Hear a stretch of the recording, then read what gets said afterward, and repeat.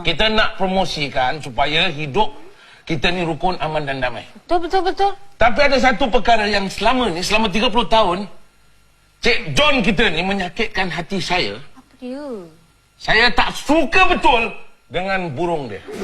Pukul 2 pagi, bangun burung dia. Pukul 6 pagi, bangun lagi.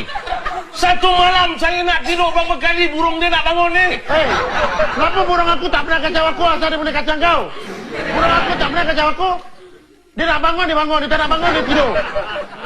Cik Upah fikir, dia ni sebenarnya telinga dia dah pekat. Kalau burung dia bangun malam-malam, kalau tak bising tak apa tahu Cik Upah. Ya. Memekak bising. Gitu. Ya. Saya nak tidur macam mana? Awak gantung burung awak tu dekat mana, Cik John? Takkan saya nak gantung kat tempat leher dia. Saya gantung kat tempat tepi tingkap lah. Yang dia cakap bunyi ngek. Saya bukan piara monyet. Saya piara burung. Takkan bunyi burung saya ngek. Itu monyet. Jangan sebelah rumah dia yang jiran sebelah tak. Apa dia dah kompres dengan sembarang. Tengok Cik Upah. Orang piara monyet, dia cakap piara burung. Saya Monyet sebenarnya betul. Dia panggil saya monyet pula. Sebenarnya hati saya ni, kalau burung dia dah saya tak suka, satu keturunan pun saya tak suka. Bila tentang burung saya, dia tak suka. Sekarang dia komplain pasal saya main burung. Habis, rumah saya kat depan selalu bertabur bulu. Bulu apa? Cik Upah.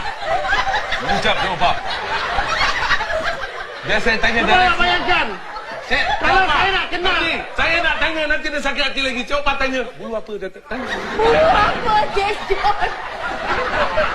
Kalau nak cakap burung-burung, saya boleh bezakan. Burung-burung saya dengan bulu yang kat depan rumah saya tu. Lain. Dia punya bulu kucing berterabur kat rumah depan saya. Ada faham? Senang cakap lah. Anak saya sampai kena demam. Demam bulu kucing. Cik Upah, saya beli kucing ni mahal tau. Ini kucing parsi. Dia size sebenarnya kecil. Tapi bulu dia saya piara ni dah 30 tahun panjang macam ni. Saya hantar kucing saya pergi rebonding. Ingat mahal ke murah? Dahlah, Cik John. Awak gantunglah burung awak tu dekat mana-mana. Janganlah gantung kat tepi. Takkan sampai bila-bila saya nak gantung burung saya. Habis, burung saya tak boleh bergerak lah dia macam. Diam aja. Dia kalau kasih makan dekat dalam tak apa tau Cik Upah. Dia bawa burung dia keluar. Simpanlah kat dalam. Saya cakap betul-betul tau Cik Upah. Saya bukan nak Yelah. kucing apa lah. Awak ajarlah burung awak jangan bunyi tu. Bunyilah lain. Cik Upah bunyi macam mana Cik Upah? Dah merdu sikit saya nak tidur.